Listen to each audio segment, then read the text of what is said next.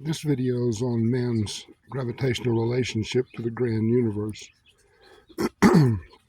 There's basically four types of gravity that man deals with.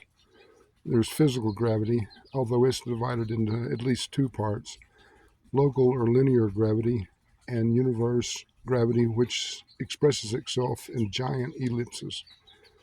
Then there's spiritual gravity and mindal gravity. And the last one is personality gravity. Personality gravity is the only one that's just a single gravion, a single connection between us and God. All the other gravities are shared among various beings and physical things.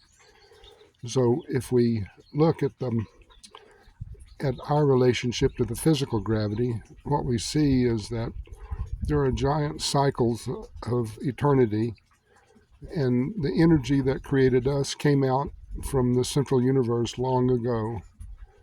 987 billion years ago, an inspector came to this part of the space to determine if it was suitable for the building of materialization. He reported it was, and 87 billion years later, a permit was issued. Shortly after that, the initiation was begun for the great Andronova Nebula, which created all the material space which we presently occupy.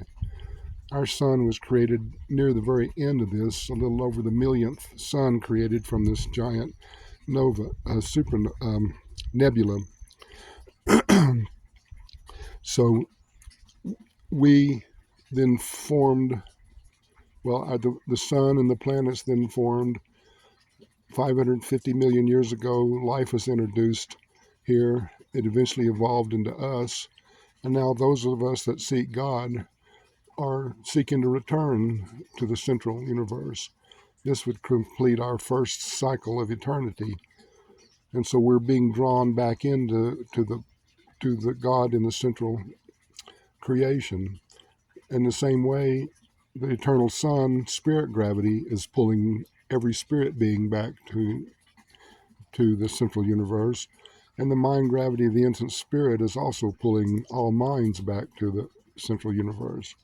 So if we first talk about mind gravity and we look at the red colored things, then we see that the infinite spirit goes through the local mother spirit, and this mindal gravity circuit connects all minds.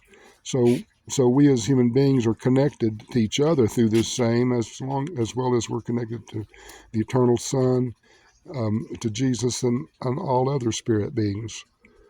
And in a like way, the eternal Son's spirit gravity is connecting all people, as well as going through the Creator Son. In the personality gravity circuit, God only connects with us, so you don't see these interconnections between different beings.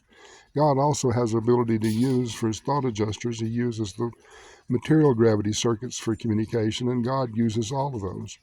So here we see that God's at the center of all things. He's surrounded by the eternal Son, which is surrounded by the infinite Spirit. And this is our gravity relationships that we experience.